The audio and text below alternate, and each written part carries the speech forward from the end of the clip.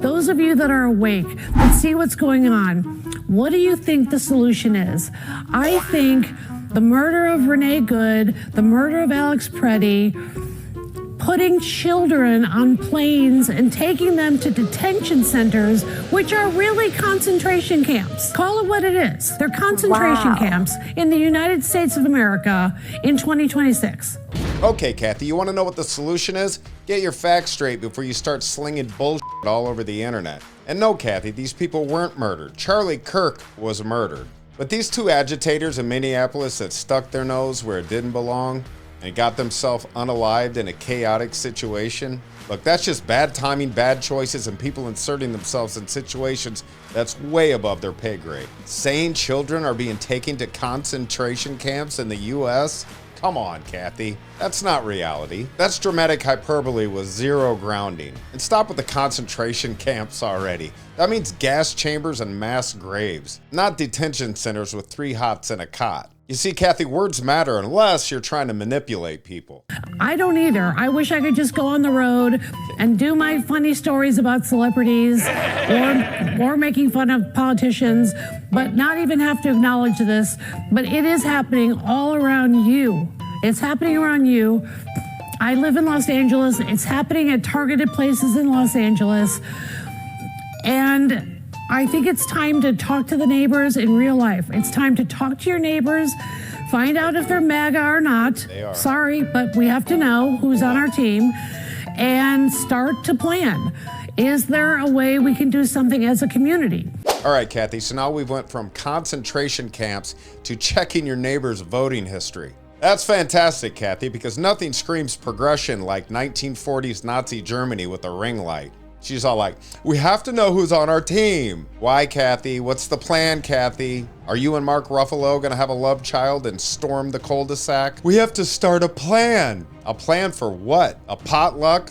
A militia? Anytime someone says, we need to identify them first, that sentence has never ended well, ever. And let's talk about this community organizing, shall we? Kathy, that's not activism. That's a low-budget militia with matching yoga mats. And my favorite part, I absolutely love this. Where was all this outrage when Obama deported over 3.1 million people?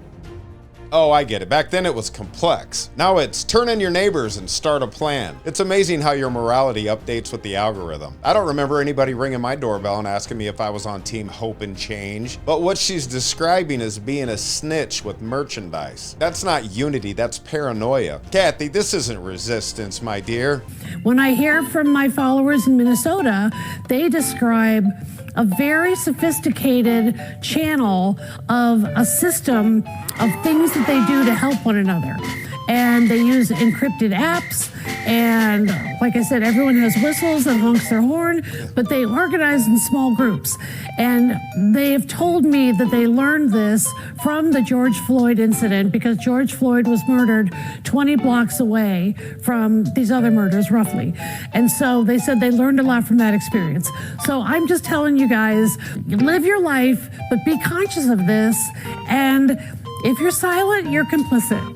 Sorry, I know I'm being a judgy bitch. This is what happens when narcissism, fear, and social media all move in together and stop paying rent. And if your big revolutionary strategy is find out who your neighbors voted for and make a plan, congratulations, you didn't stop history. You just failed at the open book test. She's basically describing her followers like this Call of Duty neighborhood edition. And then she has to throw in the classic, we learned all this from the George Floyd incident. Yeah, I bet you did. Learn what exactly, Kathy? How to burn your own city to the ground with zero consequences and get a Netflix special out of it? If your big contribution to democracy is honking your horn like you're calling cows to dinner, that's adorable, but it's not a revolution. And listen, all those whistles and you blowing your horns, you know what that does? It gives everybody a friggin' migraine. All it does is remind us how incredibly annoying you all truly are. Well, there you have it. She is a judgy bitch.